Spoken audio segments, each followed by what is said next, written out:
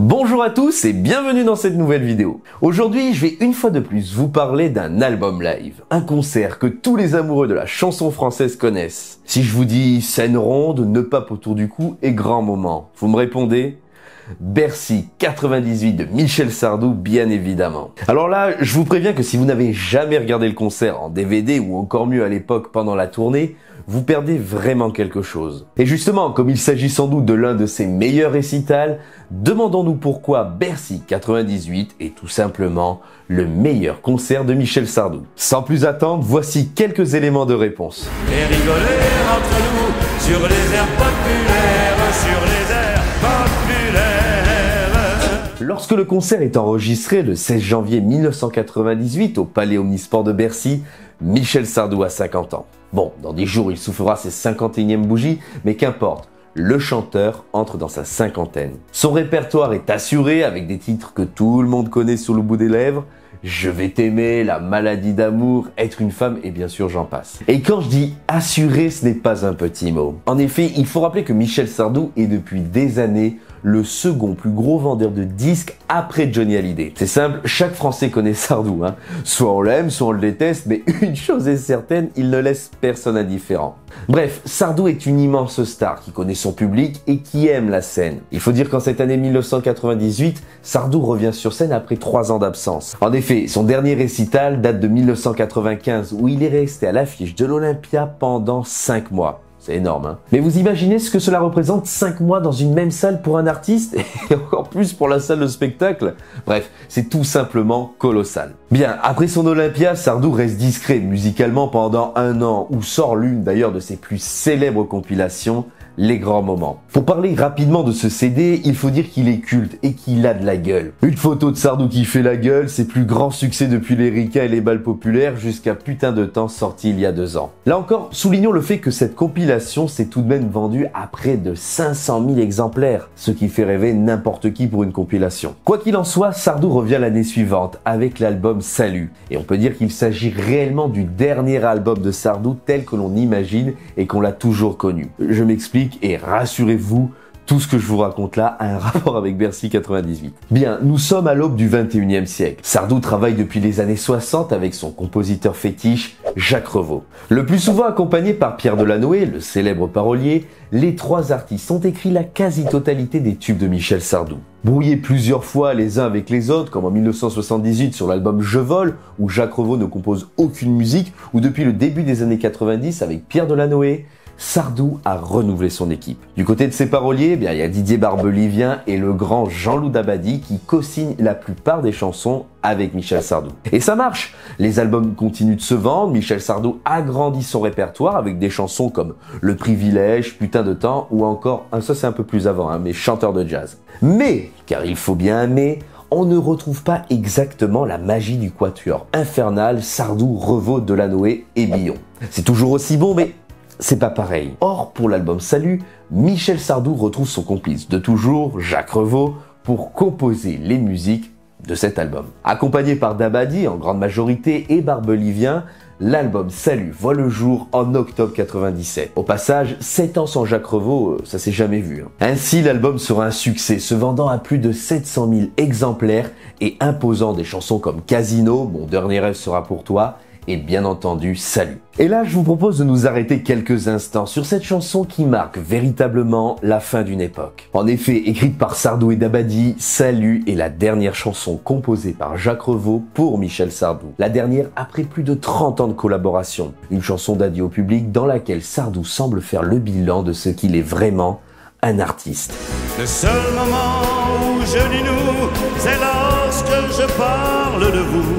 Un titre dans lequel le chanteur s'adresse directement au public en le rassurant sur ses futures tournées et en le considérant même comme sa grande et sa seule histoire d'amour. Quoi qu'il en soit, après Salut, plus jamais Michel Sardou et Jacques Revaux ne retravailleront ensemble. Ils se fâcheront même à cause d'un contrat mêlant Tréma, la maison de disques de Sardou, avec Universal, celle qu'il convoite. La fin de Revaux aux affaires, ajoutée à la fin de Delanoë, Lemel, Barbelivien et Dabadi, marquera le début d'une nouvelle carrière pour Michel Sardou. Et c'est là où je veux en venir.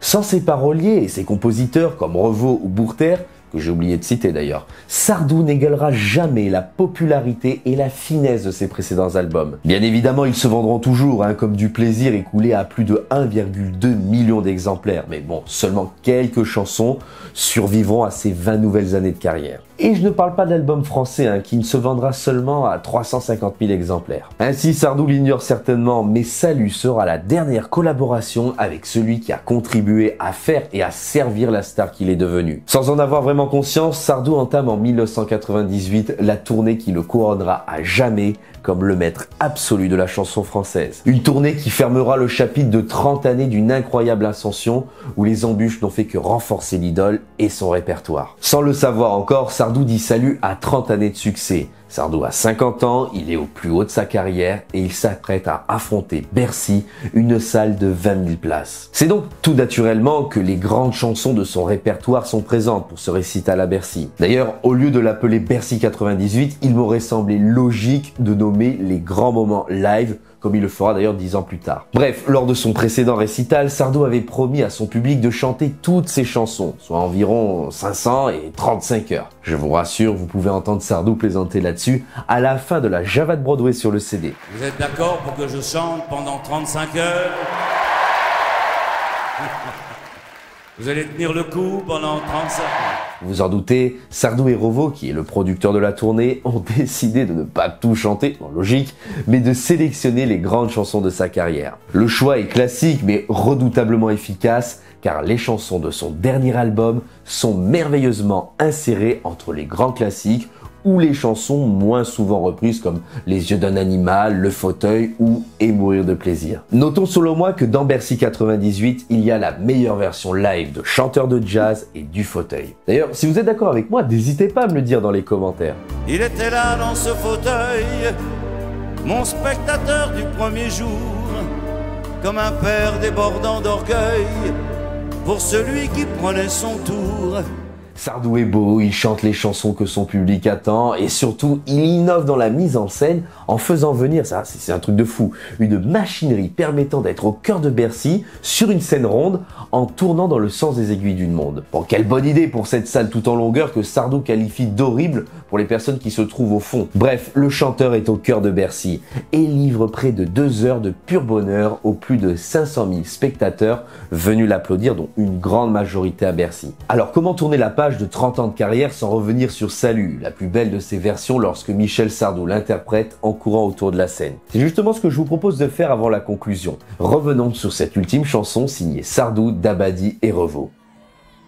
Et une dernière musique pour vous dire que le spectacle est terminé.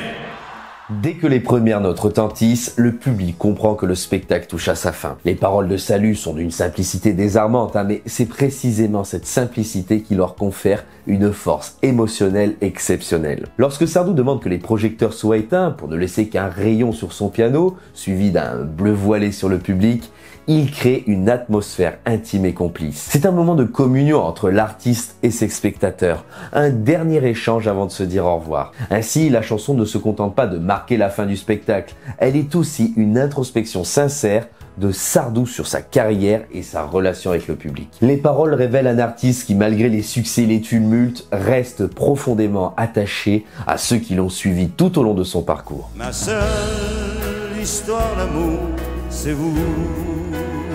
En évoquant les aspects plus personnels de sa vie et de son image publique, Sardou se livre avec honnêteté. Il ne cherche pas à se défendre ou à se justifier, mais plutôt à partager un moment de vérité avec son public. Quand il chante « Ma seule histoire d'amour, c'est nous », c'est une déclaration d'amour à ceux qui ont été là depuis le début, ceux qui ont soutenu, ceux qui l'ont soutenu, qui l'ont applaudi et parfois critiqué, mais qui ont toujours été présents. Ce morceau, bien plus qu'une simple chanson, est le reflet de l'homme qu'est Michel Sardou. Il incarne tout ce qu'il a traversé, toutes les émotions, le succès et les controverses. À travers Salut, Sardou offre une rétrospective de sa vie, de son œuvre et surtout de son lien indéfectible avec son public. Chaque mot résonne comme un remerciement et une reconnaissance de l'importance de cette relation unique. Finalement, Salut est bien plus qu'une chanson d'adieu. Elle est l'aboutissement de toute une carrière, un concentré de ce qui a fait de Michel Sardou une figure incontournable de la chanson française. C'est une lettre d'amour à son public, un au revoir qui résonne encore pour longtemps après que les lumières se sont éteintes. Cette chanson est Sardou dans toute sa splendeur, sincère, touchante et profondément humain.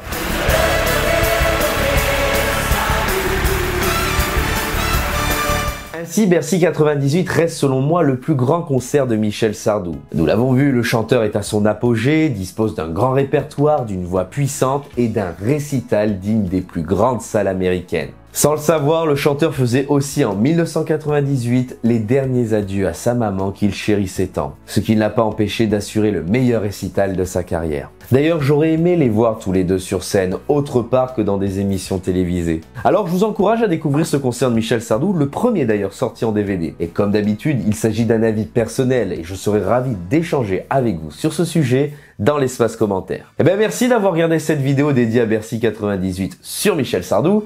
Si vous avez aimé, n'hésitez pas à la partager, à liker, à vous abonner pour d'autres vidéos sur des figures inoubliables de la chanson française. Et puis quant à moi, il ne me reste plus à vous dire merci de nous avoir suivis et à très bientôt sur la 7ème. Salut! Le pli à l'autre porte. Avec Rodriguez. Ils nous l'ont bien changé la moquette. Oh oui, ils nous l'ont bien cherché la moquette. C'est bien parce qu'on a de la place pour s'exprimer. Oui, c'est insonorisé surtout. C'est bon, je peux travailler? Parce que le technicien n'a pas fait grand chose. Il boit le café, il fait le lave-vaisselle.